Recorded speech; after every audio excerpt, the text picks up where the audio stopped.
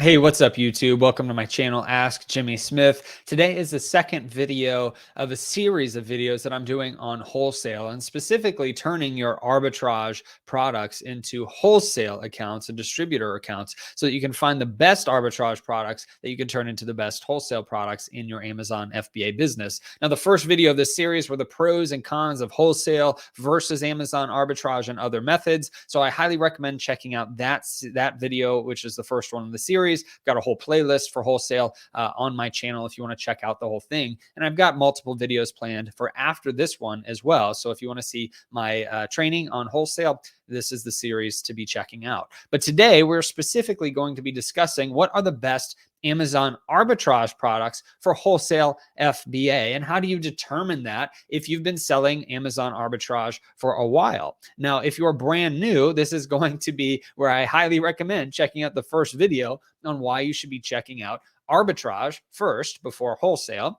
But if you have been doing this for any length of time, if you've been on Amazon as a platform, doing some arbitrage, doing other methods, this is how I recommend taking your arbitrage products and turning them more into wholesale accounts. Now, in the next videos in the series, I'm going to talk about reaching out to wholesale accounts, what you should say, etc. So if you're brand new, you don't have any arbitrage products, I recommend watching the first video, potentially skipping this video and going on to the next videos in the series where I talk about what do you say as you reach out and objections, etc. Extra tips that you should be looking for with your wholesale business. So for anybody that is doing arbitrage and you're looking to add wholesale, this is the video for you. So let me go ahead and bring up my presentation. How do we determine the best arbitrage products for wholesale? Well, first and foremost, you want to keep it simple. There are a lot of crazy methods out there that work, but they are, to me, very complicated. And if you're doing arbitrage, you have a wealth and a treasure trove of data that you can access and utilize to turn those products into wholesale accounts. So the first thing that you want to do is to realize that wholesale is the focus here, not exclusives. Exclusives can be a whole separate video that I've done in the past. Well, I haven't done a video in the past, but I've done exclusives in the past and have done them even as recently as a couple weeks ago. But ultimately, I'll make a separate video on exclusives specifically. Right now, we're just focused on getting wholesale accounts so that you can be looking to purchase much higher quantities at a much bigger discount, etc. So wholesale is going to be the focus for these next couple slides. Now, you want to look at your best-selling and most profitable products first within your arbitrage products that you have. And I'll give you the reports to look at here in a second. But the reason you want to start there is because, well, naturally, they make you the most money, right? You're selling the most of those products, but also you've got the data. You know what's selling well and you know what's most profitable. So you can be much more confident in those products that you're ordering a much higher quantity of because you know that they're selling well already. You know that they have enough room and margin in them for you to turn them into a wholesale account. And if they start dropping in price, then the fact that you ordered 100 of them hopefully isn't as big of a deal because they're the most profitable products for you. And so you want to start there before looking at the other things. You don't want to just look at all of your data. If you've got 100 SKUs or thousands of SKUs and just cherry pick, just random ones, you want to actually go through and pick the best ones in your account. So that is what we're going to be starting with. The next thing that you want to look for are things that are hard to keep in stock or things that are difficult to find in stores. That is extremely important. If you're doing retail arbitrage and every time you show up, it seems like they're out of stock of a particular product that you want to be buying to sell for your arbitrage business, well, that's going to be a key sign, in my opinion, that you should reach out and try to find a distributor that you can get much higher access to those products. Now, if that brand or the distributor is having supply chain issues and that's why it's always out of stock at your store, then that might be a difficult task for you to overcome. But ultimately, it might just be that they're selling so many at the store can't buy enough and send enough in for that particular product. And so you're looking for things that are hard to keep in stock on Amazon because you're selling so many of them, and things that are difficult for you to find in stores because every time you go, they are out of stock. Also, when you're at a store, even if you aren't selling something and you see a row of items, or I guess a column within a row of items that is out of stock, I recommend taking a picture of the label and doing some research at home to see if you can buy it for arbitrage elsewhere, or if you want to look for that for a wholesale account elsewhere as well. So those are the things to be looking out for in your business and in the stores. Now let's look at some reports that you can download. First, there's Inventory Lab that you can utilize. So if you're using Inventory Lab, you can go to Reports and then ASIN Profitability. That's a complete report that you can download. A bunch of information there. You want to change to all instead of just the last month using the advanced search option. The reason is because if it defaults to last month, but you're going to miss out on all of the ASINs that you've sold over the entirety of your Amazon selling career. And so you want to get all of the data versus just the ones in the last month. Next, you want to take that report and you want to sort it by revenue or profit to look at the highest ones first. So that way you can see how much money you're making on particular ASINs, and you can take advantage of that information when you reach out to the accounts that you want to pick the best ASINs for you to order from a wholesale perspective. Now, if you don't have Inventory Lab or you're trying to do it just on Seller Central, here's a different report that you can use, which is Reports. Go to Business Reports, and then the detail page, sales and traffic by child item, not by parent item. You want to look at child item because if there's variation listing, you want to see the children of the variation, and you're going to be running that report. Change it for this current year, or if it's really early in the year when you're watching this video, maybe it's January 5th or something, then do all of last year. You can't run a report that's an extremely long amount of time if you've been on Amazon for a good amount of time. You have to do it, I believe, within 12 months or 18 months. And so I recommend doing it for January of the year that you're currently in through today. But if it is early in the new year, then you want to do it for the year prior.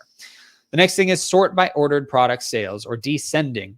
You want to make sure that it's a descending amount. So that way it's going from the highest first to the lowest at the bottom, and see how many units of those products that you've actually sold in Seller Central. I personally like the Inventory Lab report the most, but if you don't have Inventory Lab, then you can check out Seller Central. You can also use Replens Dashboard if you're looking for maybe 90-day sales quantities. You can use Scan Power or other software programs out there. Even sometimes Repricers will have your order data that you can download as well, depending on the software that you use. There's plenty of places to find out what's been the most profitable over a long period of time, as well as the largest amount of sales that you've had over a long period of time.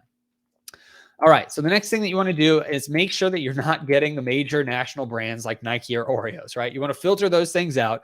More than likely, unless you have some connections, you're not going to be able to get a distributor for Nike and Oreos or huge national brands like that. So I highly recommend to avoid those brands. Or brands like them. You also don't want store private label brands. I actually did a video on this channel from an arbitrage perspective. How do you find store private label brands? Because those are amazing from an arbitrage standpoint to be able to sell Walmart's private label brands, Home Depot's, Lowe's, Kroger's. All of their private label brands are great for arbitrage. But if you're doing wholesale, naturally, you're not going to be able to buy those wholesale. So you're going to want to filter those things out as well. What you want to be looking for are niche products or local products or regional products in your area. And the reason is because these typically will have less competition from a national perspective. Typically, you can also order lower order volumes than if you're placing an order for Oreos, for instance. You're probably going to have to place a massive order for Oreos, whereas with a niche product that is much smaller company or a local product that isn't as widely known, you will typically be able to order in maybe case amounts of 6 or 12 or 10 or whatever. So it just depends on the particular brand that you're looking for. But you want to look for those niche and local products. The next thing is you want to look at the back of the packaging for contact information. If you have the packaging with you, if it's something you're currently selling in your store, this helps you to determine who you should be contacting, how you should contact them, and you've got a direct point of contact from the packaging standpoint. That is what we did for our biggest wholesale account. I looked at the back of the packaging, saw that it was manufactured in a place close to us, and I contacted them directly and was able to create a relationship with them from a wholesale perspective that eventually turned into an exclusive relationship down the road. Again, I plan to do videos on exclusives much later in this series. Oh, I went the wrong way. The next thing that you want to do is contact the brand first. So I highly recommend, don't just go to a distributor that distributes them. Go to the brand first and see if there's some way that you can be direct to the brand. And the reason is because they typically will have the highest discounts on their products because there's no middleman at that point. Many times, if the brand does not sell direct to anybody, then they'll tell you, hey, here's our list of distributors that you can contact. Here's our list of distributors in your area that you can work with. They will tell you that. But if there is the ability to work with them, I highly recommend doing that first before contacting a distributor. because the distributor just adds extra tape and extra money and all of these other things to actually getting the product, whereas working with the brand can be very beneficial, not just from a pricing standpoint and discounts, but also from creating an exclusive relationship down the road, if that is your desire, if you want to have an exclusive relationship with them for selling online. After that, if there's no luck with contacting the brand and they don't give you a list of distributors, or maybe there is no contact for the brand because they're that small or niche, then Google them, right? That's a great advice, right? Google them, use their brand name, and look up the brand name distributor or brand name wholesaler. Both will typically give you different results. It just depends on the SEO of the company, but that is what I've used for getting ungated and major brands. That's what I've used for finding wholesale information. This is the basics of just Googling, but looking for that brand name and a distributor or brand name and wholesaler, unless they have no one. But if they have no distributor or wholesaler, then typically you're going to be working with the brand directly anyway. So those would be the 2 steps into actually how to contact the wholesale companies. Now, sometimes these distributors and wholesalers can be small because they could be regional and local, depending on the products. And so you may have to go many pages into the Google results. It might actually be the first result, depending on the company, but it could also be 4 or 5 pages in. So I highly recommend, don't just give up after the first couple. If it's an amazing product that you really want a distributor and a wholesale account relationship with, just keep looking until you find one that is the true distributor and wholesaler for that company. And if you can't find anything, then you can move on to another product. It's not the end of the world. If you can't find a distributor or wholesaler and the brand has no luck in contacting them, I don't know how they're selling their products if that's the case, but typically you will be able to get a hold of somebody that will tell you yes or no through those 2 methods.